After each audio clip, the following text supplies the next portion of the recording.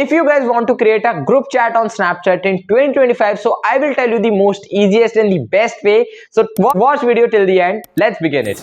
So first of all, guys, here is my Snapchat account. If you want to add me, then you can add me. Also, do subscribe to my YouTube channel to get more cool stuff related to social media. And as you can see, here you go on your friend list or chat feed, and as you can see, there are so many friends. So how you can create it? This is no rocket science and anything else. So simply you have to click on three dots at top right corner, and after that you can see more options like new chat, new group chat, new shortcut. Click on just a new group chat. After that you have to add a group name. If you want something like your college group or your colleague group or your office group or anything else. I'm just adding a testing group, and after that you can add your friends or your best friends or your colleagues or your special ones on Snapchat they are using. And I'm adding my secondary account.